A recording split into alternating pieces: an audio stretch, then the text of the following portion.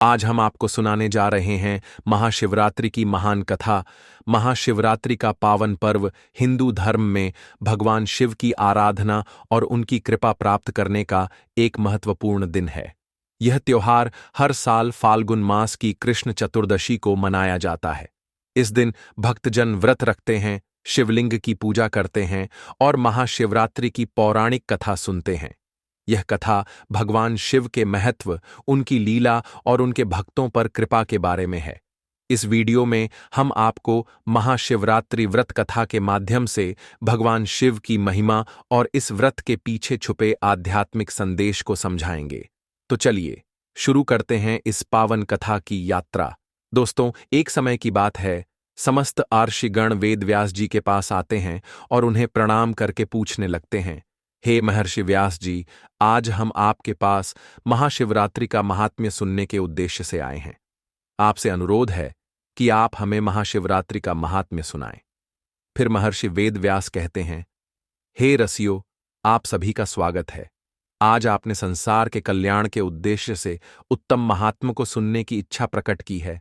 इस महात्म्य को सुनने मात्र से कोटि कोटि पाप भस्म हो जाते हैं। इस महात्मा का श्रवण करने वाला कभी दरिद्री नहीं रहता है, उसकी समस्त मनोकामनाएं पूर्ण होती हैं। आप सभी आर्षियों के आग्रह पर आज मैं आप सभी को महाशिवरात्रि का महात्मा सुनाना आरंभ करता हूं। इसीलिए आप इसे ध्यानपूर्वक पूरा जरूर सुने। फिर समस्त आर्षिगण महर्षि वेदव्यास जी को सुनने लगते हैं। वेदव्यास जी कहते हैं, हे ऋषियों, इस विषय में एक निषाद का प्राचीन इतिहास सुनाता हूं जो समस्त पापों का नाश करने वाला है। पूर्वकाल की बात है। मध्य देश के वन में एक भील निवास करता था। उसका नाम गुरुद्रु था। उसका कुटुंब बड़ा था। उस भील का स्वभाव अत्यंत क्रूर था और वह स्वभाव के अनुसार क्रूरता के काम भी किया करता था। वह प्रतिदिन वन में जाकर मृग को तथा अन्य पशुओं को मारता था और अनेक स्थानों पर चोरी किया करता था। उसने बचपन से ही कोई शुभ कर्म नहीं किए थे। इस प्रकार से पाप कर्म करते हुए उसे वन में निवास करते हुए उस दुरात्मा भील को बहुत समय बीत गया। तदनंतर महाशिवरात्रि के व्रत का दिन आ गया, किंतु वह दुष्ट भील वन में निवास करता था, इसीलिए वह इस व्रत के बारे में नहीं जानता था। उसी दिन उसके माता पिता और पत्नी भूख से पीड़ित होकर उससे याचना करने लगे, हे वनेचंद करो। उनके द्वारा इस प्रकार से याचना करने पर वह भील तुरंत ही अपना धनुष्य निकालकर शिकार करने के लिए चला गया। उस दिन उसने दिन भर शिकार की खोज की। उसे ना कोई हिरण दिखा और ना कोई खरगोश। वह दिन भर हाथ में धनुष्य लेकर घूमता रहा, लेकिन उसे भोजन की प्राप्ति नहीं हुई और फिर सूर्यास्त का समय हो गया। वह सोचने लगा, आज तो कोई शिकार नहीं मिला। घर में जो बच्चे हैं तथा मेरे माता पिता जो भूख से व्याकुल होकर मेरी राह देख रहे हैं, उनका क्या होगा? उनकी क्या दशा हो गई होगी? अतः मुझे कुछ न कुछ भोजन लेकर ही घर लौटना चाहिए, अन्यथा नहीं। इतना सोचकर वह घूमते घूमते वन के भीतर स्थित एक जलाशय के पास पहुंच गया। वह जलाशय के समीप खड़ा होकर सोचने लगा, कोई ना कोई प्राणी पानी पीने के लिए इस तालाब के पास जरूर आएगा, उसी को मारकर मैं घर ले जाऊंगा। ऐसा निश्चय करके वह एक बेल के पेड़ पर चढ़कर अपने साथ जल लेकर बैठ गया। वहां बैठकर वह राह देखने लगा। उसके मन में यही चिंता थी कि कब कोई प्राणी पानी पीने के लिए आएगा और कब मैं उसे मारूंगा। अपने शिकार की प्रतीक्षा करते हुए वह भूख प्यास से पीड़ित होकर उसी पेड़ पर बैठा रहा। रात्रि के पहले प्रहर में उस स्थान पर एक हिरनी आ गई, जो चकित होकर जो जोर से चौकड़ी भर रही थी। उस हिरनी को तालाब के पास आता देखकर भील को बड़ा आनंद हुआ और उसने तुरंत ही हिरनी को मारने के लिए अपना धनुष्य निकाला। ऐसा करते हुए उसके हाथ के धक्के से पास में रखे लोटे से थोड़ा सा जल और कुछ बेलपत्र नीचे गिर पड़े। उस वृक्ष के नीचे एक प्राचीन शिवलिंग था। वह बेलपत्र और जल उस शिवलिंग पर गिर पड़े। जल और बिल्वपत्र के शिवलिंग पर गिरने से उस भील की पहले प्रहर की पूजा संपन्न हो गई, जिससे अनजाने में ही उस भीड़ के समस्त पाप तत्काल नष्ट हो गए। पेड़ पर हुई खड़खड़ाहट की आवाज से वह हिरनी सतर्क हो गई और उसने ऊपर देखा तो पेड़ पर वह भीड़ अपने हाथ में तीर कमान लेकर बैठा हुआ था। उस भीड़ को निशाना लगाते हुए देखते ही वह हिरनी व्याकुल हो गई और उस भीड़ से बोलने लगी, हे व्याध, रुक जाओ, कृपया मेरा शिकार मत करना। उस हिरनी की बात सुनकर वह भील कहने लगा, हे मृगी, आज मेरे घर के लोग भूखे हैं, इसीलिए मैं तुम्हें मारकर उनकी भूख मिटांग। उस भील के ऐसे वचन सुनकर वह हिरनी अत्यंत दुखी हो गई और सोचने लगी, अब मैं क्या करूं, इस भीड़ से खुद की रक्षा कैसे करूं। ऐसा विचार करके उस हिरनी ने कहा, हे भील भाई, मेरा मांस खाने से यदि तुम्हारे घर के लोगों की भूख मिटती है तो ठीक है, तुम मेरा शिकार अवश्य कर लेना, किंतु मेरी बात सुनो, इस समय मेरे सभी बच्चे भूखे हैं, मैं आखिरी बार उनके दर्शन करना चाहती हूं। मैं अपने बच्चों को अपनी बहन और स्वामी के पास सौंपकर शीघ्रता से लौट आऊंगी। हे व्याध, तुम मेरी इस बात को झूठ मत समझना, मैं तुम्हारे पास लौट अवश्य आऊंगी, इस पर संशय मत करना, क्योंकि सत्य पर ही धरती टिकी हुई है, सत्य से ही समुद्र अपनी मर्यादा में स्थित है, इसीलिए मैं सत्य का ही पालन करूंगी। उस हिरनी के द्वारा ऐसा कहने पर भी उस भीड़ ने उसकी बात नहीं मानी और उस पर निशाना लगाया। तब उस हिरनी ने अत्यंत भयभीत होकर पुनः इस प्रकार से कहना आरंभ किया, हे व्याज, सुनो, मैं तुम्हारे सामने शपथ खाती हूं, मैं अवश्य लौट कर आऊंगी। जो पाप ब्राह्मण को वेद बेचने पर लगता है, पति का अपमान करने वाली तथा व्यभिचार करने वाली स्त्री को जो पाप लगता है, किए हुए उपकार को ना माने वाले को जो पाप लगता है, भगवान शंकर की पूजा ना करने वाले को, दूसरों के साथ धोखा करने वाले को, छल करने वाले को, विश्वासघात करने वाले को जो पाप लगता है, वही पाप मुझे लगेगा।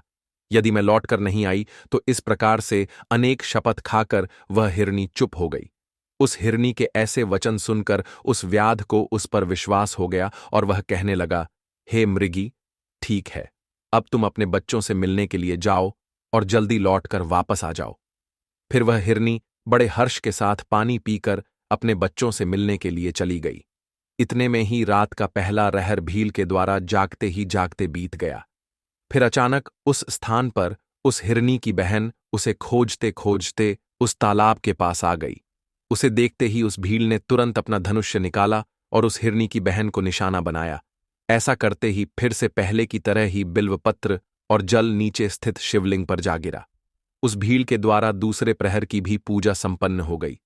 फिर पेड़ के ऊपर से आवाज आते ही उस हिर की बहन ने ऊपर देखा तो वह भील बैठा हुआ था।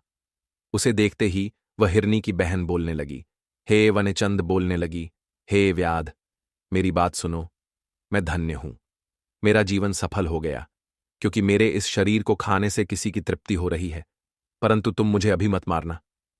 घर पर मेरे छोटे छोटे बच्चे हैं, इसीलिए तुम मुझे एक बार जाने दो। मैं मेरे बच्चों को अपने स्वामी और बहन के पास सौंपकर तुरंत ही लौट आऊंगी। फिर वह भील कहने लगा, मुझे तुम्हारी बात पर विश्वास नहीं है, मैं तेरा शिकार अवश्य करूंगा, पहले ही मैं एक शिकार खो चुका हूं।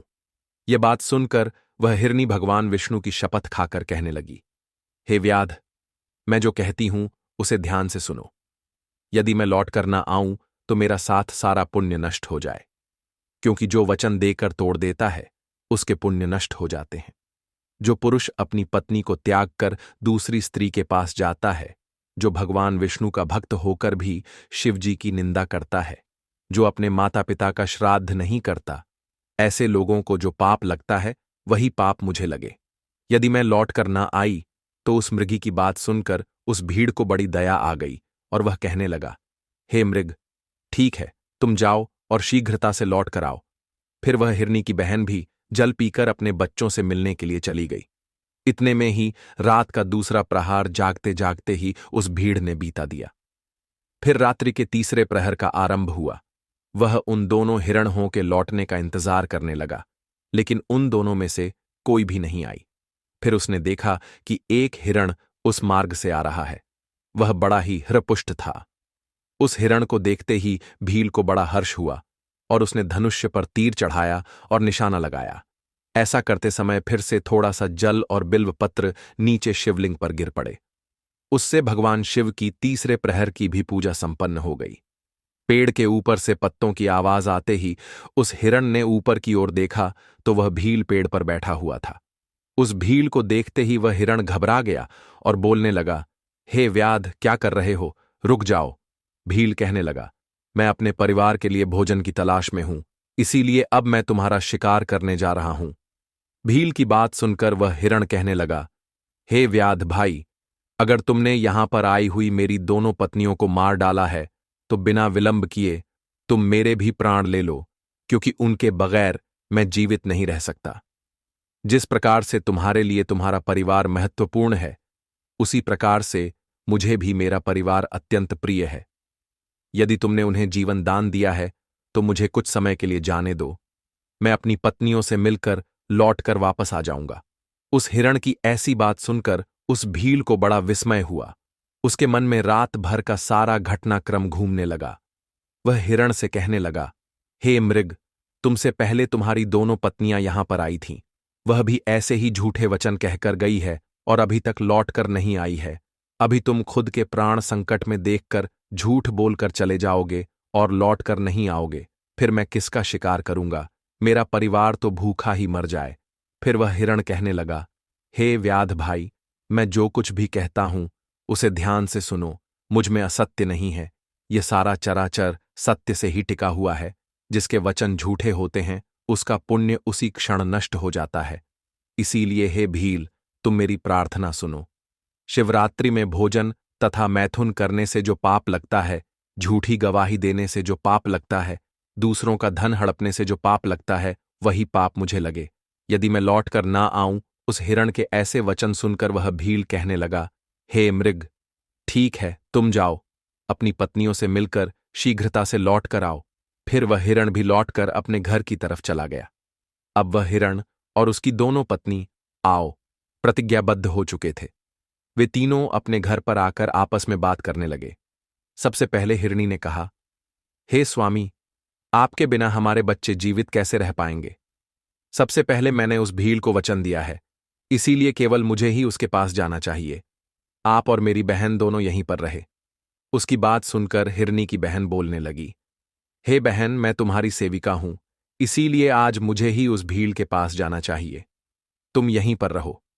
उन दोनों की बात सुनकर वह हिरण बोलने लगा, हे प्रिय, तुम दोनों यहीं पर रुक जाओ और बच्चों का पालन करो।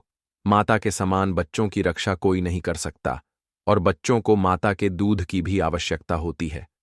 इसीलिए केवल मुझे ही उस भील के पास जाना चाहिए। अपने पति की इस बात को दोनों हिरणों ने स्वीकार नहीं किया और वे दोनों अपने पति से कहने लगीं, हे स्वामी, पति के बिना स्त्री का जीवन नष्ट हो जाता है, इसीलिए हम भी आपके साथ चलते हैं। फिर वे तीनों ही अपने बच्चों को सांत्वना देते हैं और पड़ोसियों को सौंपकर उस शिकारी के पास जाने लगते हैं। उन्हें जाते देख उनके बच्चे भी उनके पीछे पीछे जाने लगे। वह भील उसी वृक्ष पर उनकी प्रतीक्षा कर हुए बैठा था। फिर वे सभी हिरण उस स्थान पर पहुंच गए। उन सभी को अपने पास आता हुआ देखकर वह शिकारी बहुत प्रसन्न हुआ और उसने उन सभी को मारने के लिए अपने धनुष्य पर बाण चढ़ाया। ऐसा करते हुए पुनः थोड़ा सा जल और बिल्व पत्र शिवलिंग पर गिर पड़े। इससे उस भील की चौथे प्रहर की पूजा भी संपन्न हो गई।